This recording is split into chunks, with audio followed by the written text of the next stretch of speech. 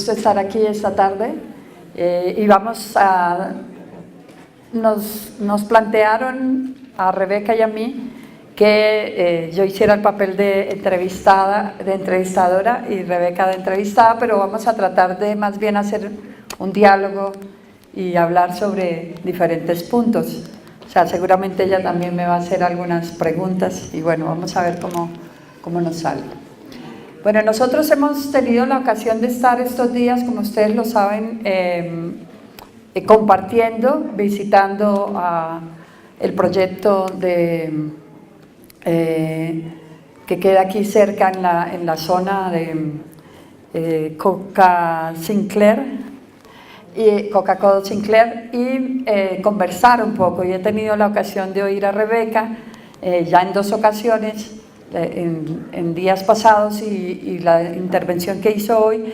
Y uno de los asuntos, Rebeca, que me gustaría que pudiéramos compartir esta tarde es que tú has planteado que si bien, digamos, hubo una apuesta de desarrollo desde los países asiáticos y desde los países latinoamericanos en las décadas pasadas, ese alcance, digamos, de desarrollo fue diferente en la región asiática y en particular en China que en América Latina. Me gustaría que nos contaras un poco cuáles son los elementos que tú crees que diferencian, digamos, los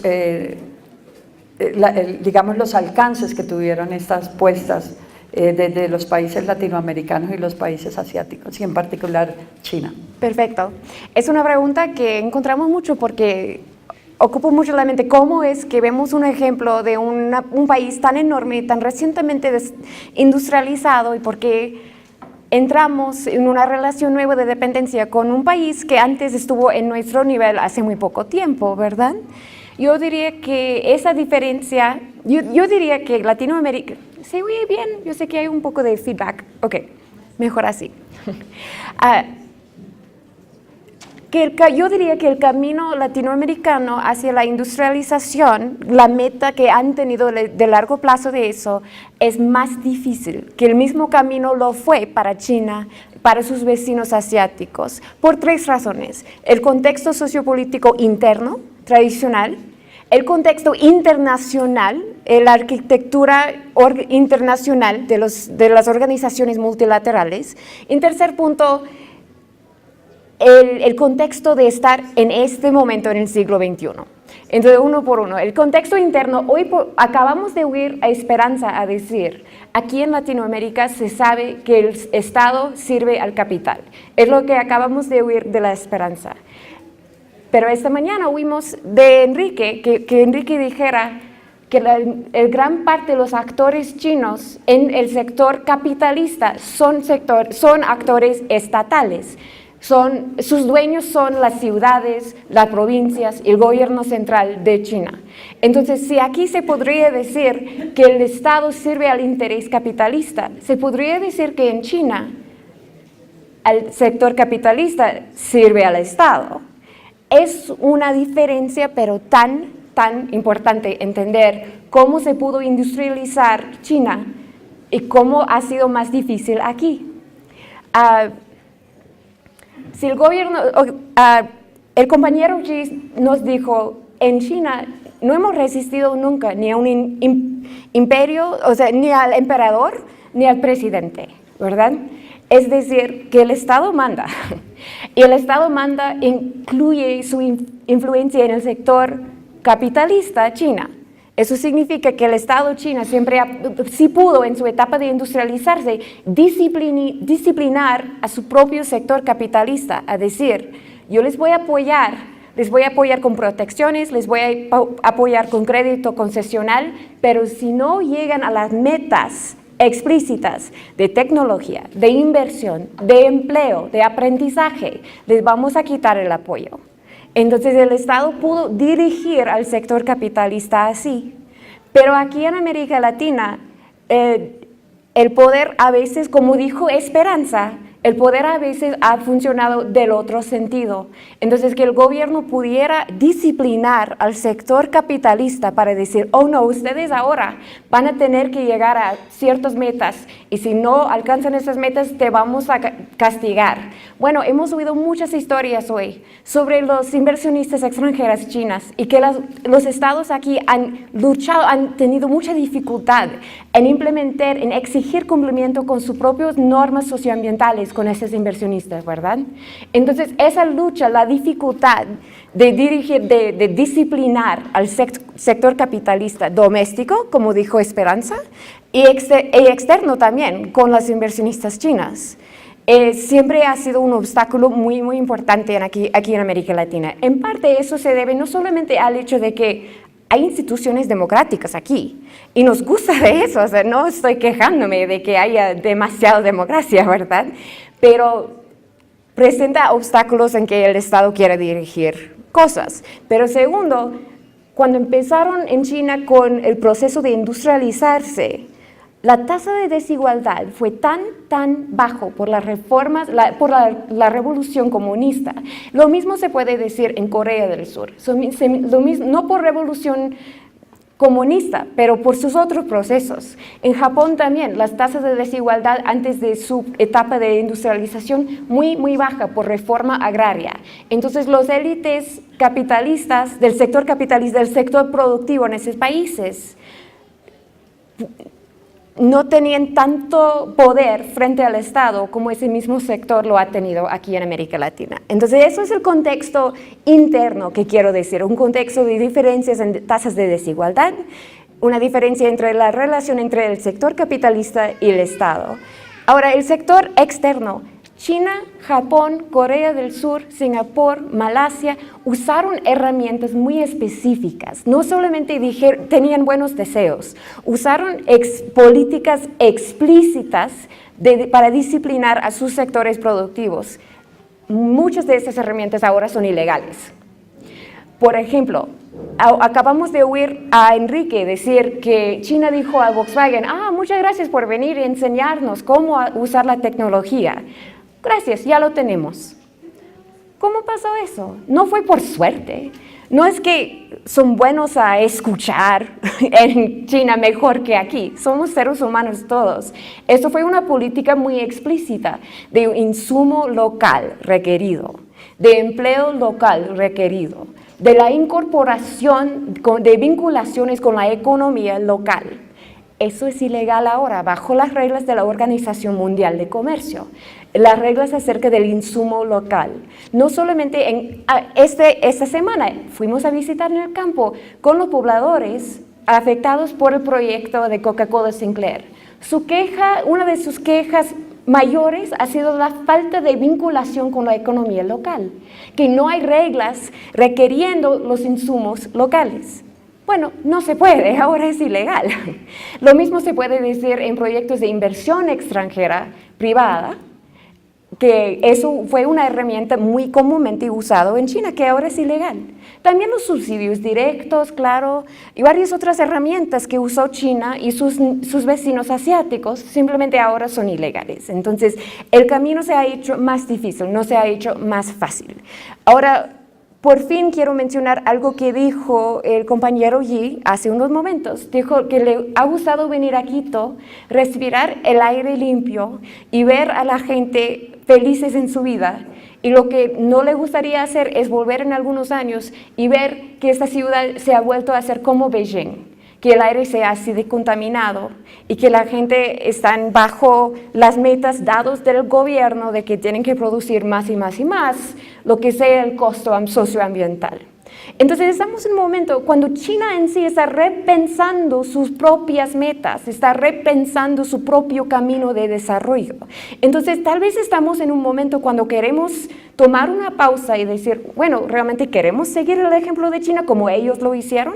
Porque ellos hicieron sus cambios estructurales antes de realmente entender lo importante que es la justicia ambiental, una frase que usamos en inglés, la importancia de escuchar a los pobladores, la importancia de preservar la naturaleza, antes de tener ese entendimiento. Ahora estamos en un lugar que en una época cuando se podría decir que estamos privilegiados de haber podido aprendido de las lecciones de China. En una cosa es que ahora te podemos escuchar al compañero Yi a decir, bueno, mejor que no lo hagan como lo hicimos nosotros, realmente, porque no nos ha ido tan bien en cuanto a cuidar a nuestro patrimonio nacional. Entonces, yo diría por esas tres cosas realmente se ha diferenciado el camino latinoamericano con el camino chino. Es bueno, es malo, no es para mí juzgar eso, pero si tienen las mismas metas que China tenía antes, va a ser mucho más difícil aquí y ahora que antes. Bueno, esa pregunta, esa respuesta tuya me hace pensar, aunque tenía otra preparada, me hace pensar y quisiera hacerte otra pregunta en relación a eso. Intencionalmente te pregunté este tema del desarrollo, porque podríamos aquí discutir mucho qué entendemos por desarrollo. Te lo pregunté así y tú lo pusiste en varios niveles. Hablaste de desarrollo, industrialización, las consecuencias, digamos, de ese modelo, pero también oímos a nuestros colegas hablar que China se está repensando, digamos, esa ruta que se planteó y se está pensando, digamos, la posibilidad de un crecimiento verde, ¿sí? Pero se sigue hablando de crecimiento. ¿Tú cómo ves eso? O sea, si crees que hay una posibilidad, digamos, dentro de lo que has investigado, pero también de lo que hemos podido compartir, de una transformación o quizá está, digamos, ese planteamiento en la misma noción de cómo se está vendiendo en América Latina y en otras partes del mundo, la noción de un crecimiento verde incorporando, digamos, procesos de economía verde, de empleos verdes, pero muy ligados, digamos, a procesos de mercantilización de la naturaleza. Bueno, si tomamos en contraste esta noción del crecimiento verde, y si tomamos en contraste la noción que es básicamente lo mismo de siempre, el extractivismo, el agroindustria de gran escala, podemos decir que lo de siempre ni es crecimiento ni es verde. Entonces, no necesitamos pensar en crecimiento y lo verde como que sean metas opuestas, porque lo mismo de siempre de extractivismo y dependencia de materias primas con muy baja tasa de valor agregado nos dejan un ciclo de alto crecimiento temporal, de corto plazo, y luego cuando se bajan los precios, crisis. De largo plazo eso no es realmente ni crecimiento ni verde. Entonces, la idea de que tenemos que escoger entre crecimiento y lo verde, creo que es una invención económica bastante reciente. Si más bien consideramos en dónde queremos estar de hoy en 50 años, como la pregunta que nos puso Enrique. O sea, ¿qué es para nosotros el desarrollo? Bueno, yo vengo de la escuela de economistas que dice el desarrollo humano es la capacidad de escoger la vida que tú quieres. Eso significa si tú quieres ser campesino, si tú quieres ser economista, si tú quieres ser médico, las opciones están abiertas por ti. Eso significa desarrollo rural en aumentar las oportunidades humanas, pero no significa aumentar necesariamente la producción petrolera, ¿verdad? Entonces, no es necesariamente una cuestión de cuánto necesitamos producir, pero cómo aumentar las oportunidades humanas. Y si estamos desrespetando a los derechos humanos y los derechos de la naturaleza, estamos achicando nuestras opciones, no estamos aumentándolas. Entonces, puede haber crecimiento sin desarrollo, ¿verdad? Y puede haber crecimiento de muy corto plazo, sin diversificación económica, en profundizar nuestro ciclo de dependencia en materias primas. Pero de largo plazo, ese modelo realmente no ofrece ni crecimiento, ni nada verde.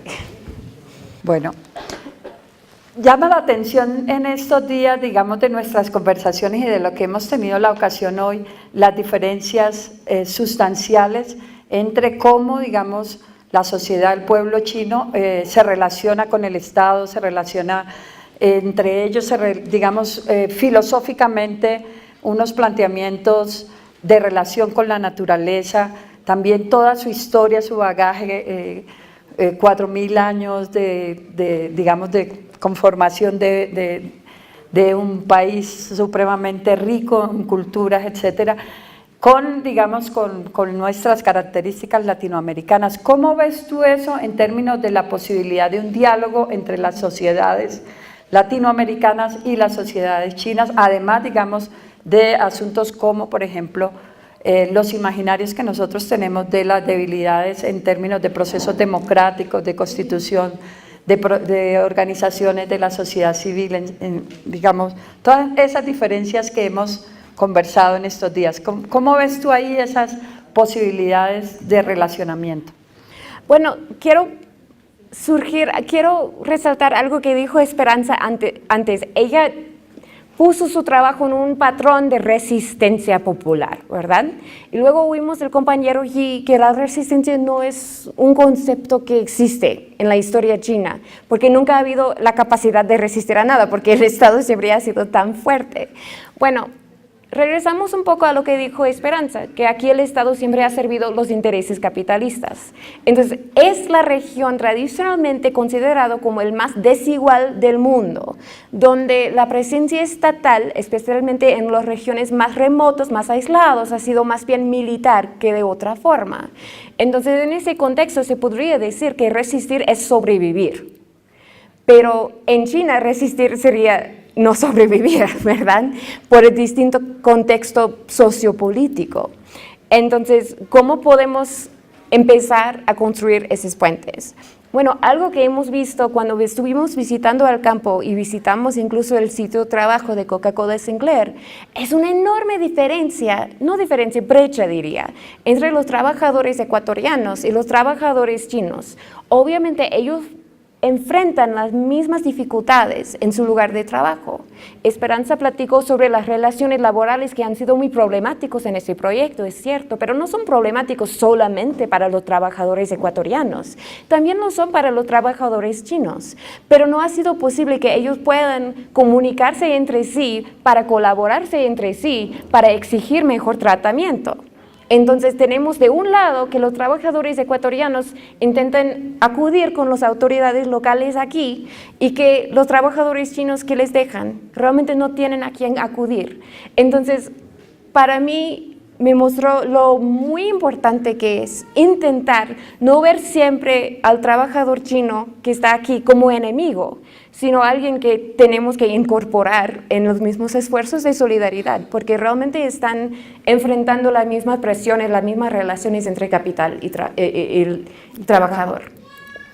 Bueno, una cosa que me llamó la atención de tu presentación hoy, cuando mostrabas, digamos, las diferencias y los proyectos en nuestros países, vi el caso de Colombia y mostraba, digamos, los proyectos de China, que son básicamente petroleros en Colombia, y las amenazas, digamos, en términos de conflictos étnicos, conflictos laborales, condiciones, digamos, muy bajas en la contratación, que también se han hablado acá, pero, digamos, yo vengo de un país en el que, aunque poco se dice de eso, la raíz del conflicto nuestro tiene que ver justamente con esa disputa y ese papel que han jugado las empresas transnacionales en Colombia, en azuzar la guerra, en estar, digamos, detrás de la guerra, en promover la violencia, incluso en pagar grupos paramilitares. Y bueno, estoy hablando de la historia reciente, pero podríamos ir años atrás.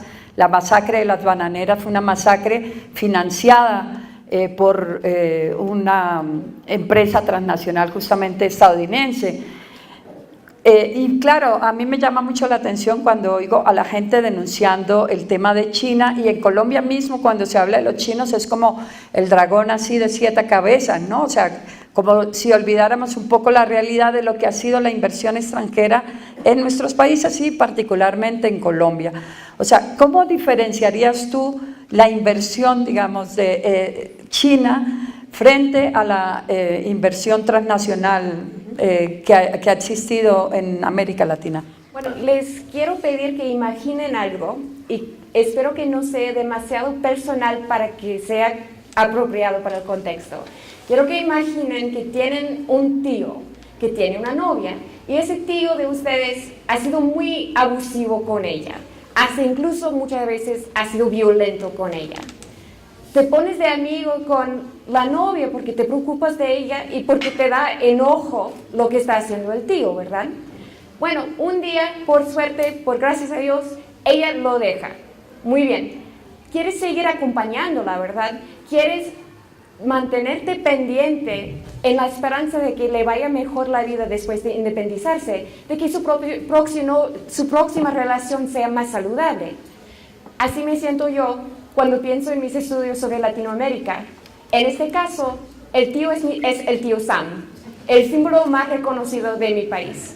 Cuando yo pienso en la historia de las relaciones norte-sur de América, yo pienso que ha sido siempre una relación muy abusiva, que muchas veces, como tú dices, incluye mucha violencia. Podemos empezar en la época que tú quieres, o sea, tires una flecha a un calendario, vas a ver sangre derramada latinoamericana financiado por mi país, básicamente. Entonces, yo siempre he estado siguiendo eso de China en América Latina porque quiero mucho ver que las cosas, o sea, quiero ver si las cosas van a ir mejor en la nueva vida, un poco más independizado de mi país en la próxima relación que tenga en la región. Y una diferencia que veo muy importante entre la relación con las corporaciones transnacionales basado en mi país y la relación con las corporaciones basado en China es, especialmente en Colombia, siempre el involucramiento con las compañías transnacionales estadounidenses se ha hecho a través de la violencia. Podemos empezar desde United Fruit, podemos decir hasta la fecha con Dole y Chiquita y los paramilitares. Es una relación basada en el uso de la fuerza militar, financiado muchas veces por las compañías extranjeras o incluso del gobierno estadounidense. Claro, el Plan Colombia, por ejemplo. Sí, podríamos platicar de eso por horas. Entonces, empezando de ahí podemos ver, bueno, por lo menos China no está mandando su ejército. Hasta la fecha no he visto controversias en Colombia de que las compañías chinas estén pagando a grupos paramilitares para hacer seguro el campo para ellos, para tranquilizar al campo para ellos. Entonces, desde ese punto veo, bueno, hay oportunidades a que sea mucho mejor, porque por lo menos estamos basándonos en un lugar que por lo menos no está basado en el uso de la fuerza militar. Bueno, pero digamos, en esa presentación que tú hacías esta mañana, de todas maneras sí se veían diferencias, digamos, entre la inversión china en países como Colombia o Perú frente a países como Ecuador. ¿Tú encuentras una diferencia en la inversión china en países, digamos, de lo que se ha llamado los países progresistas frente a países como el caso colombiano o el caso peruano? La verdad es la reprimarización, la tendencia de regresar a dependencia en productos primarios con muy baja tasa de valor agregado, se ha visto a través de la región, donde hay gobiernos derechistas, donde hay gobiernos progresistas, donde hay gobiernos socialistas, no importa, ha pasado a través de la región, porque China es tan inmensa y su crecimiento ha sido tan asombroso que como que no puede tener un impacto, ¿verdad? Sin embargo, donde más veo la diferencia, o sea, mejor palabras bonitas que palabras feas, ¿verdad? Entonces, qué bueno tener una constitución que tiene derechos para la naturaleza. Pero lo que realmente veo como diferencia entre países con distintos perfiles de desempeño socioambiental de las inversionistas chinas es en países donde la presión para relajar los estándares o para flexibilizar las normas socioambientales se ha resistido o donde esa presión ha ganado. Entonces, podemos ver en casos donde, por ejemplo, digo Brasil. La cuestión con Brasil y China tiene menos que ver con inversión y más que ver con comercio. ¿Por qué? Porque ellos tienen reglas al nivel nacional que limita la compra de terrenos por extranjeros. Entonces, vemos un auge en comercio de la soya, por ejemplo. Eso ha enriquecido mucho al sector ruralista brasileño. Ellos han empujado muy fuertemente para la flexibilización de la protección ambiental en la Amazonía brasileña. es el tipo de presión que yo digo. No tiene que ver necesariamente con presión desde China, ¿verdad? Puede ser presión desde los ministerios hidrocarburos, los ministerios de minería. Puede ser que, Paulina una vez me dijo que en donde sea que en cualquier gobierno con quien estás trabajando, hay por lo menos un campeón. Hay alguien dedicado a su trabajo en el Ministerio de Ambiente, hay alguien dedicado a su trabajo en el Ministerio de Relaciones Laborales, pero también se ve que en este auge de commodities y ahora en la caída de precios, esas voces se están quedando a un lado dentro de los mismos gobiernos, porque están enriqueciéndose tanto los sectores conectados con la extracción y la agroindustria. Entonces, eso es más bien hasta qué punto pueden resistir la presión, que es muy fuerte, a relajar las normas. Porque hemos visto que China puede operar en los Estados Unidos y seguir las normas de ahí, puede operar en Japón y seguir las normas ahí, pueden venir a Latinoamérica y si las normas realmente no existen, no hay nada que seguir.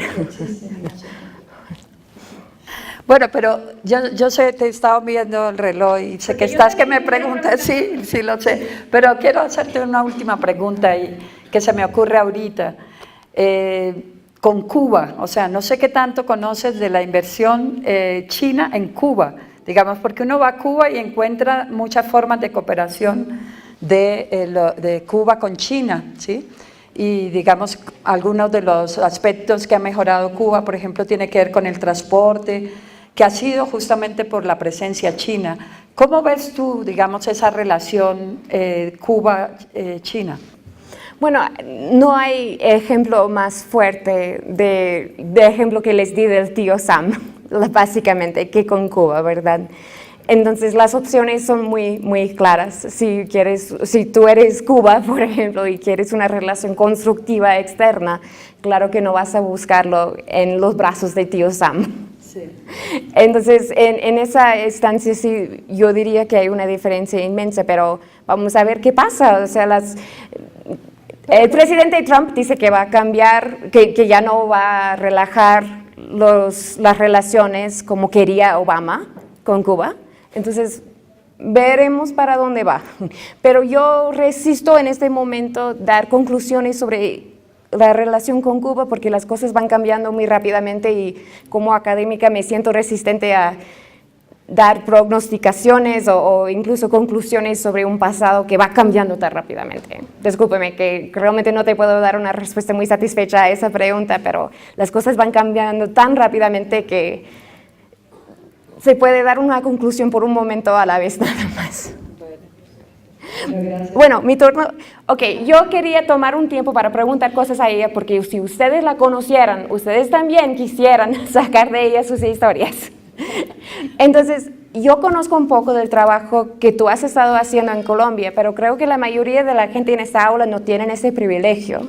Entonces, lo que me gustaría a mí es si puedes presentarte un poco con este grupo, explicar el tipo de trabajo que has estado haciendo específicamente en resistencia a los centros hidroeléctricas.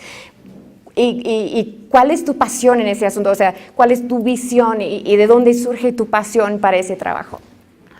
Bueno, nosotros somos parte de un movimiento que es el Movimiento Ríos Vivos, que es un movimiento de afectados por las represas, por la construcción de represas. Y digamos ahí, justamente, porque no me quiero salir un poco del ámbito aquí de lo chino, y tú me hacías la pregunta un poco fuera de cámaras, ¿no? Decimos, un poco fuera de cámaras sobre cómo, digamos, ¿cómo vemos un poco el contexto, digamos, del caso Codo Sinclair en relación, digamos, a lo que pasa en Colombia, ¿no? Y hay un ejemplo paradigmático de lo que ha sido, digamos, la resistencia frente a la llegada de los chinos a Colombia. Los chinos llegaron a Colombia, hicieron una gran inversión en cooperación, 100% de la cooperación se hizo para hacer un proyecto que se llama el Proyecto de Aprovechamiento del Río Magdalena, donde los chinos pusieron el 100% de la inversión. Bueno, sobre el río Magdalena, y nuestro movimiento es un movimiento que defiende los ríos, ¿no? O sea, su principio es defender los ríos y una de sus principales amenazas son las represas. Pero el proyecto de los chinos es un proyecto que implica, por una parte, la navegabilidad del río y por otra parte, ampliar la navegabilidad del río Magdalena y por otra parte, la construcción de 15 represas en la zona sur. Bueno, realmente eran más represas. Entonces, cuando el movimiento supo del proyecto de navegabilidad, que estaban en chino, ¿no? O sea, está en mandarín, la versión era en mandarín, nos conseguimos una pareja, un estadounidense y una colombiana que sabían mandarín, hicieron un resumen del proyecto y también con ese imaginario que la gente tiene de los chinos, así como decía ahorita, un dragón de 7 cabezas. Todo el mundo empezó nosotros empezamos a decir, los chinos tienen intereses, y se regó la bola en Colombia de que los chinos iban a privatizar el río Magdalena. Y se armó, digamos, la resistencia, recorrimos el río Magdalena, hicimos una campaña, Somos el Río, que recuperaba, digamos, el pensamiento de Gabriel García Márquez y su relación con el río Magdalena. Y luego se volvió, digamos, como una bola de nieve que fue, digamos, dando muchos golpes frente a la amenaza de inversión china en el río Magdalena. Al final el proyecto de navegabilidad fue entregado, no le fue entregado a los chinos, yo creo que ahí el asunto es como el gobierno colombiano ya tiene ciertos amarres con inversionistas europeos, inversionistas norteamericanos y también latinoamericanos, y terminó dándole el contrato a Odebrecht del proyecto de navegabilidad del río con una empresa colombiana, y la parte sur, que era el de las represas y donde los chinos tenían gran expectativa de la construcción de esas represas, se constituyó en un movimiento muy fuerte, hoy un movimiento de los más importantes de Ríos Vivos, porque Ríos Vivos es la conjugación de movimientos regionales. Y hoy, digamos, los 15 proyectos están prácticamente parados.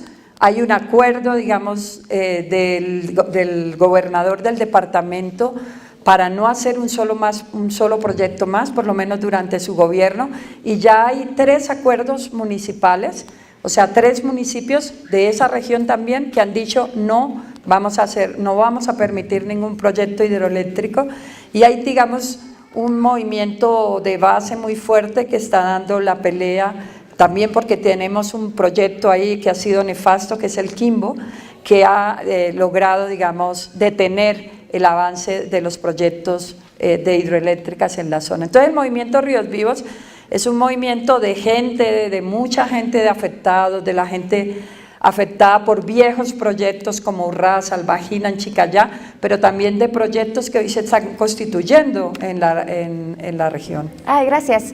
Bueno, esta semana tuvimos la oportunidad de salir al campo a platicar con pobladores afectados por el proyecto Coca-Cola Sinclair, como hemos dicho, y también a visitar al mismo sitio de la represa. Entonces, lo que me fascina a mí es saber de ti, ¿cómo oímos algunos problemas que podrían haber surgido con dificultad particular por la falta de poder comunicarse con los nuevos inversionistas, las brechas culturales que han habido, los distintos perfiles de los inversionistas y su manera de hacer las cosas? Entonces, yo te quiero plantear la misma pregunta que Enrique hizo con los pobladores que el compañero Guy acaba de decirnos. ¿Y si Sinohydro llega a Colombia, qué haces? ¿Haces exactamente lo que harías con un inversionista occidental? ¿O ya que has visto a los pobladores, has platicado con los pobladores afectados por Sinohydro, hay lecciones distintas que has aprendido que puedes aplicar en la próxima vez que llegue una compañía china de hacer una presa? Bueno, antes de responder tu pregunta, quiero expresar una sensación que me dio cuando estuve en la conversación con las comunidades, porque, bueno, primero era como la estructura típica que se da en los procesos comunitarios, donde los hombres toman el escenario y se posicionan y efectivamente se colocaron en la mesa principal, todos hombres, las señoras hacían el ceviche para darnos en la noche. Y entonces me recordó mucho cuando llegué la primera vez al Sogamoso, que es el proyecto con el que, digamos, con el río con el que estoy más relacionada en este momento, porque es de la región de donde soy y donde se construyó el proyecto Hidro Sogamoso. Y fue que esa vez, la primera vez que llegué, el proyecto se estaba empezando a construir y los hombres efectivamente tomaron el centro, digamos, del escenario y tomaron la palabra y oí casi las mismas expresiones, ¿no? O sea, el problema es empleo, el problema es vías, el problema es qué oportunidades hay en el comercio. Y estando en esa reunión, que fue por allá como en el 2011, una mujer al final se para, porque yo me paré y les pregunté, pero aquí estamos discutiendo si se va a parar el proyecto o si vamos a construir nuevas vías, ¿cuál es la discusión? Porque yo tenía la idea de que iba para una discusión de ver cómo se frenaba el proyecto. Entonces los hombres se pararon y dijeron, es que ya el proyecto se va a hacer, ya no tenemos nada que hacer, tenemos que negociar bien, negociemos. No, hay que mirar por dónde va la nueva vía, porque la antigua se iba a inundar. Y una mujer se paró atrás y dijo, pues ustedes negociarán eso, nosotros no vamos a dejar que perdamos el río, ¿no?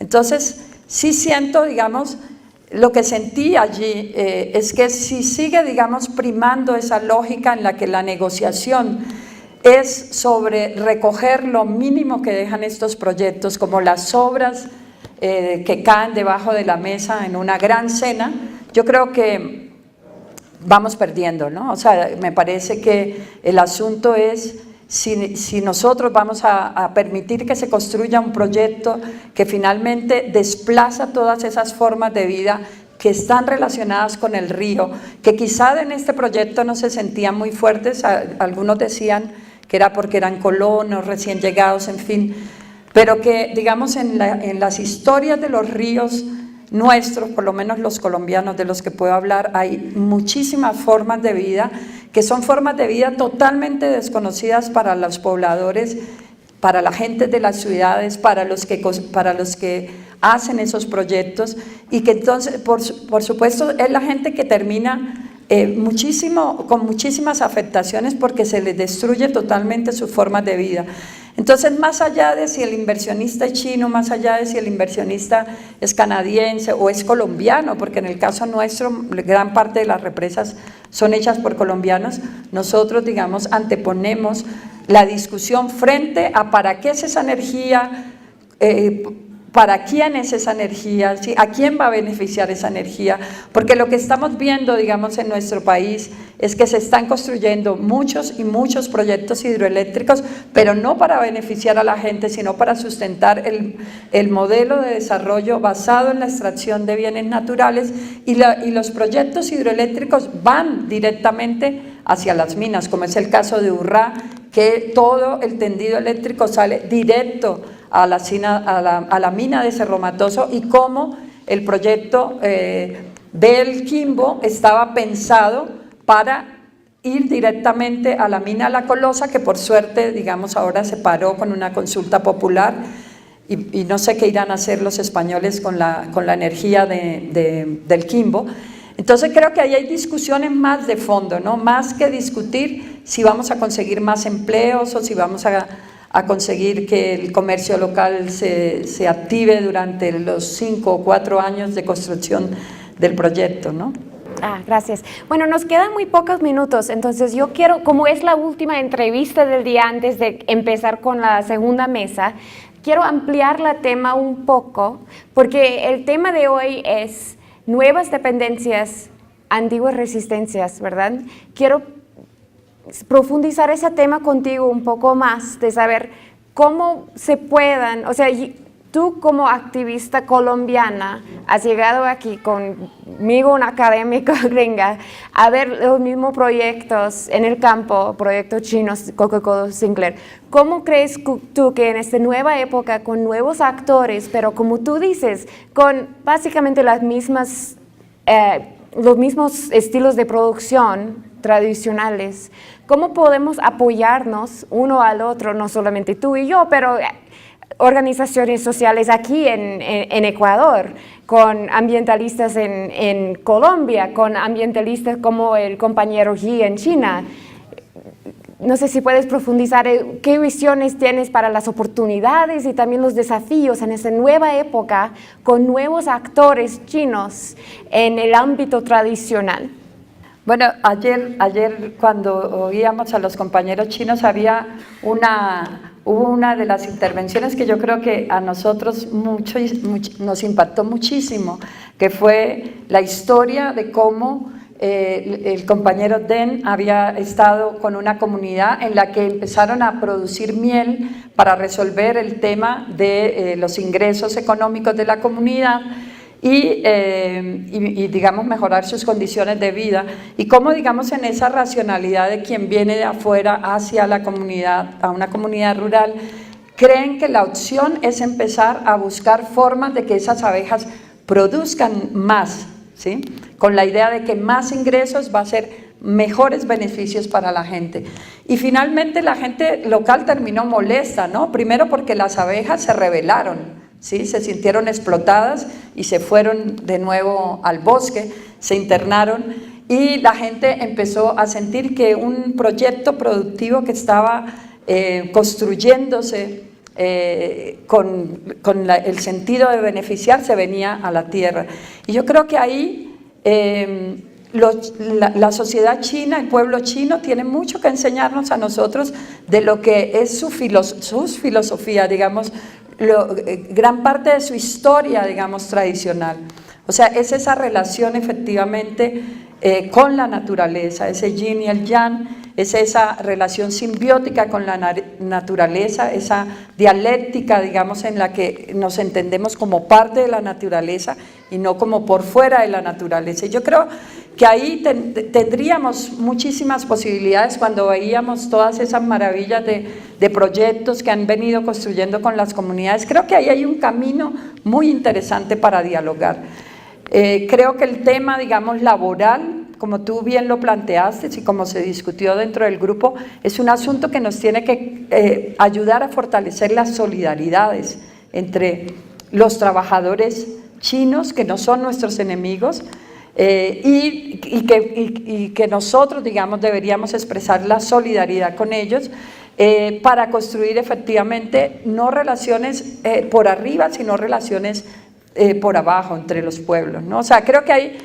Para mí ha sido unos días maravillosos de muchos aprendizajes, donde más allá, digamos, de entender las formas como podemos incidir, que también es importante, al Estado chino, a las diferentes instancias locales, nacionales, internacionales, creo que hay que crear esos puentes para nutrirnos, digamos, de lo que podemos aprender del pueblo chino, pero también de lo que el pueblo chino puede aprender de América Latina. Bueno, creo que ya es hora de terminar esta entrevista, pero te quiero agradecer muchísimo porque acabas de expresar algo que yo también he estado pensando, de lo rico que ha sido esta experiencia de crear puentes, y espero que tengamos muchas más experiencias como esto en el futuro, porque es en construir esos puentes que podemos seguir adelante sabiendo realmente poder actuar con solidaridad. Gracias. No, muchas gracias a ti también, Rebeca. Muchas gracias a ustedes.